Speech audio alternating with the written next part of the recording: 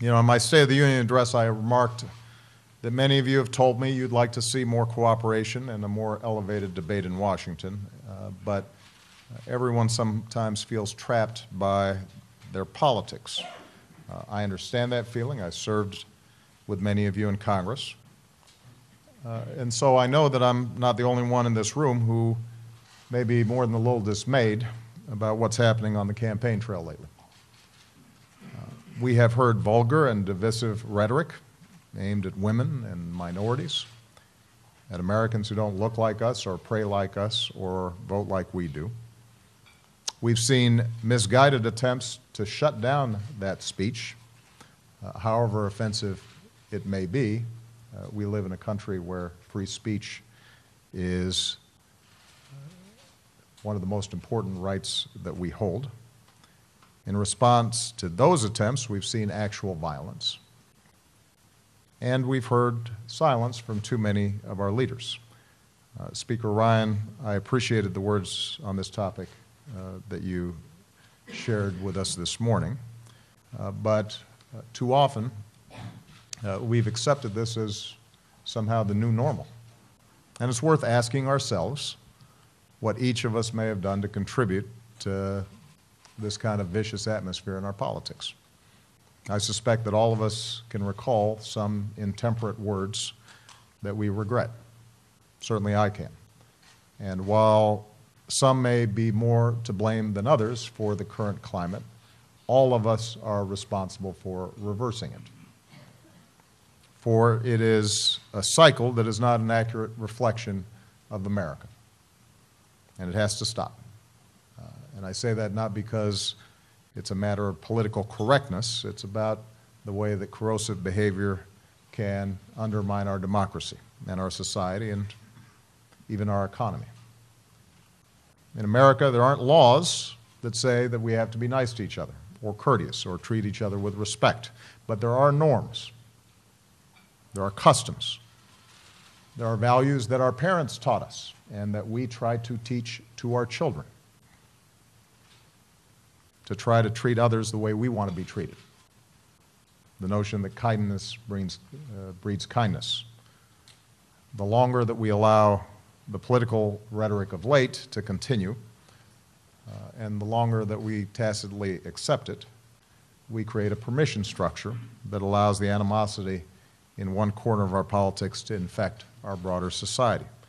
And animosity breeds animosity. And this is also about the American brand. Who are we? How are we perceived around the world? There's a reason that America has always attracted the greatest talent from every corner of the globe. There's a reason that Made in America means something. It's because we're creative and dynamic and diverse and inclusive and open. Why would we want to see that brand tarnished? The world pays attention to what we say and what we do. And this is also about what we are teaching our children. We should not have to explain to them this darker side of politics. We should not be afraid to take them to a political rally or let them watch political debates. We should be teaching them that this democracy is a vibrant and precious thing, and it's going to be theirs someday, and we want them to elevate it. Now, I had the cast of Hamilton at the White House yesterday, who were doing an incredible job getting our young people excited about the possibilities of democracy and the power they have to play a part in it. And these young people, drawn from every race and every background from all across the city, you could just see the excitement that they had, the notion that they were somehow connected to the story of a Hamilton or a Washington or a Franklin or a Madison.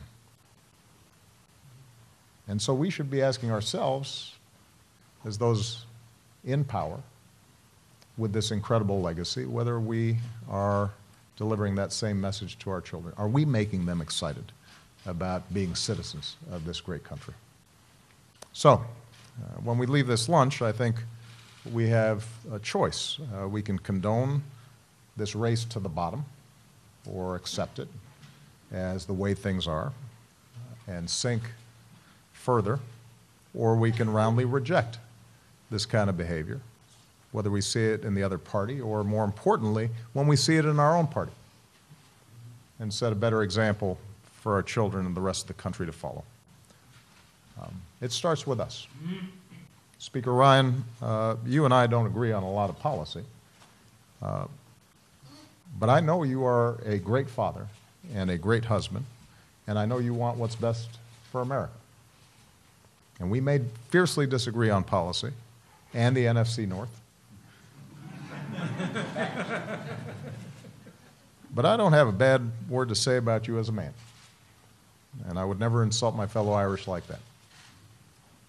The point is, we can have political debates without turning on one another.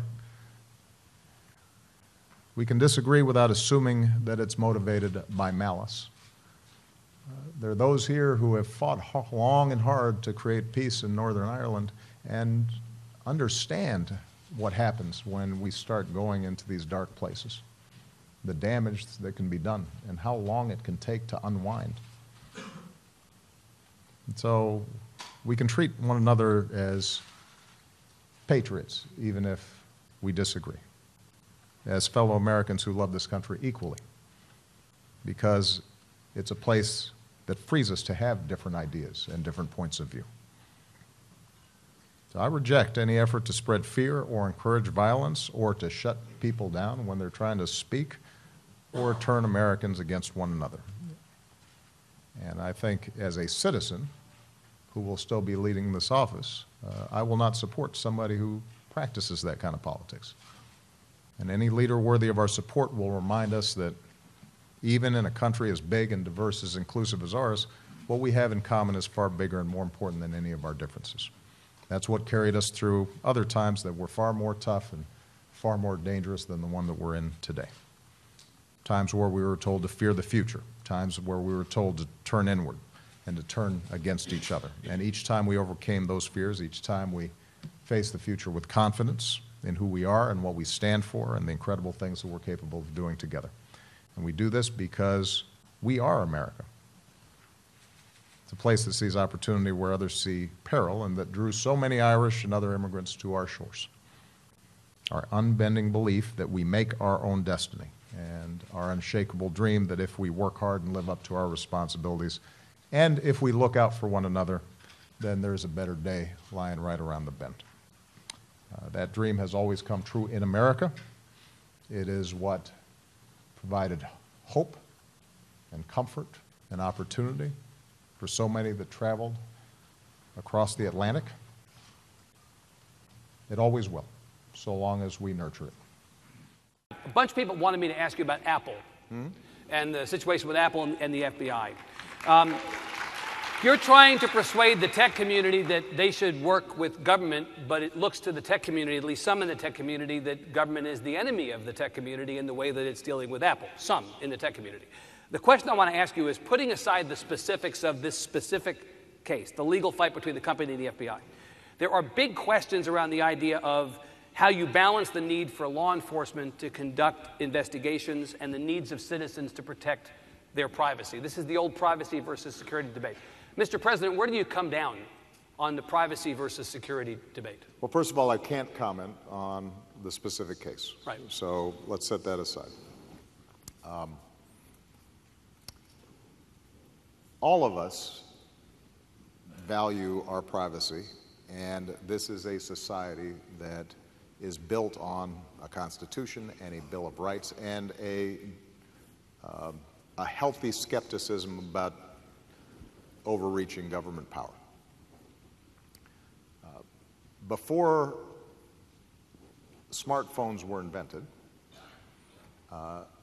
and to this day, if there is probable cause to think that you have abducted a child or that you are engaging in a terrorist plot or you are guilty of some serious crime, law enforcement can appear before at your doorstep and say, We have a warrant to search your home, and they can go into your bedroom and into your bedroom drawers and rifle through your underwear to see if there's any evidence of wrongdoing.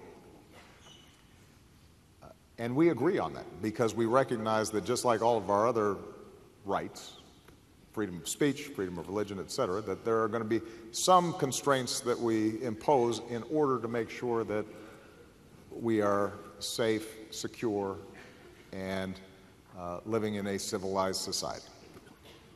Now, technology is evolving so rapidly that new questions are being asked. And I am of the view that there are very real reasons why we want to make sure that government cannot just willy-nilly get into everybody's iPhones that is full of, or smartphones that are full of very personal information and very personal data. And let's face it, the whole Snowden disclosure episode elevated people's suspicions of this. So does popular culture, by the way, which makes it appear as if, you know, I'm in the sit room and I'm moving things. And I'm. You've been watching Homeland or something, like right? Some half a fingerprint, and you know, half an hour later, I'm tracking the guy in the streets of Istanbul. It's not nearly that cool. It turns out it doesn't work that way. Doesn't work that way. Sometimes I'm just trying to get a connection. Yeah. Good. Great. No, but look, that was a real issue. I will say, by the way, that, and I don't want to go too far afield, but the Snowden issue vastly overstated the dangers to U.S. citizens in terms of spying, because the fact of the matter is that actually our intelligence agencies are pretty scrupulous about U.S. persons, people on U.S. soil. What those disclosures did identify were excesses overseas with respect to people who are not in this country. A lot of those have been fixed. Don't take my word for it. There was a panel that was constituted, an independent panel that just graded all the reforms that we set up to avoid those charges. But I understand that raised suspicions, all right? So we're concerned about privacy. We don't want government to be looking through everybody's phones, willy-nilly, without any kind of oversight or probable cause or a clear sense that it's targeted at somebody who might be a wrongdoer. What makes it even more complicated is the fact we also want really strong encryption, because part of us preventing terrorism or preventing people from disrupting the financial system or our air traffic control system or a whole other set of systems that are increasingly digitalized is that hackers, state or non-state, can't just get in there and mess them up. So we've got two values, both of which are important. Right. Right? And the question we now have to ask is, if technologically it is possible to make an impenetrable device or system where the encryption is so strong that there's no key, there's no door at all, then how do we apprehend the child pornographer? How do we solve or disrupt a terrorist plot? What mechanisms do we have available to even do simple things like tax enforcement? Because if in fact you can't crack that at all, government can't get in, then everybody's walking around with a Swiss bank account in their pocket. All right? So there has to be some concession to the need to be able to get into that information somehow. Now, what folks who are on the encryption side will argue is any key whatsoever, even if it starts off as just being directed at one device, could end up being used on every device. That's just the nature of these systems. That is a technical question. I am not a software engineer. It is, I think, technically true, but I think it can be overstated. And so the question now becomes, we as a society, setting aside the specific case between the FBI and Apple, setting aside the commercial interests, the concerns about what could the Chinese government do with this, even if we trust the U.S. government, setting aside all those questions, we're going to have to make some decisions about how do we balance these respective risks. And I've got a bunch of smart people sitting there talking about it, thinking about it. We have engaged the tech community aggressively to help solve this problem. My conclusion so far is that you cannot take an absolutist view on this.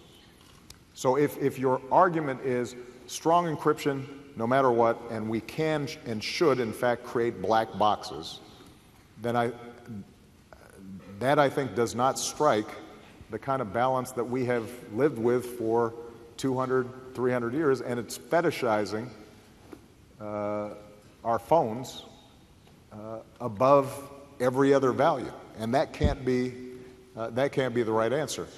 I suspect that the answer is going to come down to how do we create a system where the encryption is as strong as possible, the key is as secure as possible, it is accessible by the smallest number of people possible for a subset of issues that we agree are important. How we design that is not something that I have the expertise to do, but I caution, I am way on the civil liberties side of this thing.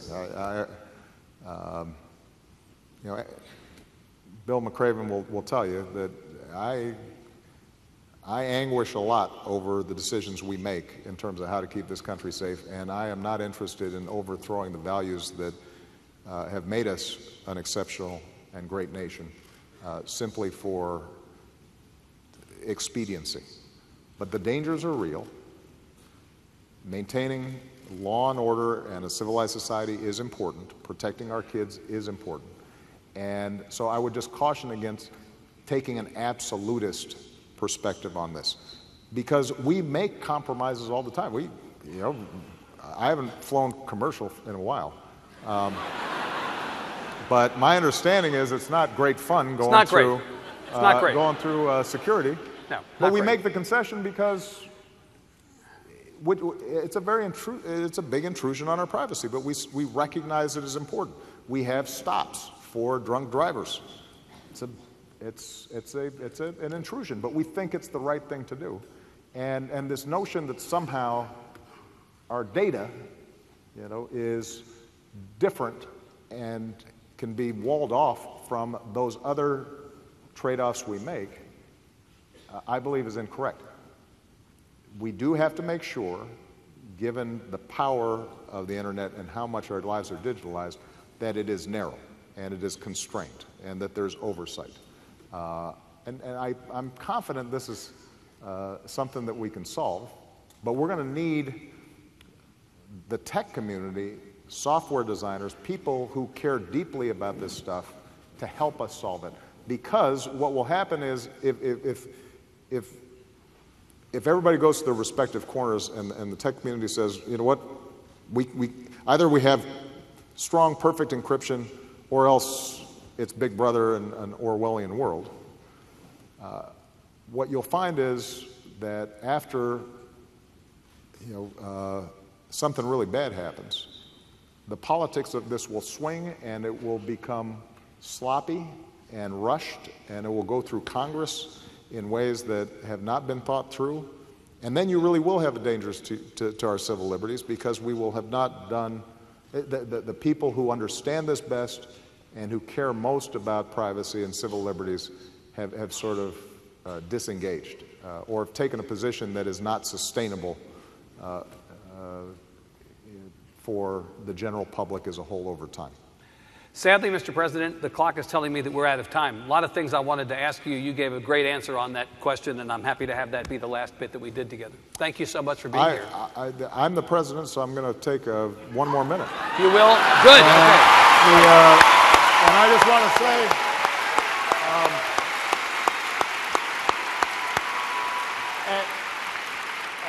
We'll take it.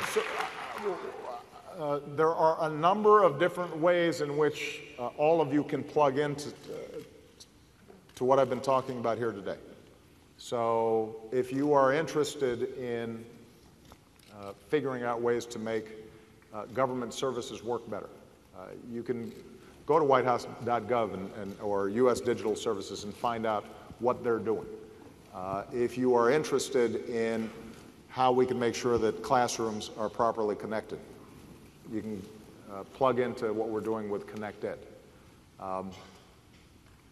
One of my favorite projects that's just gotten started over the last several months is diapers are really expensive.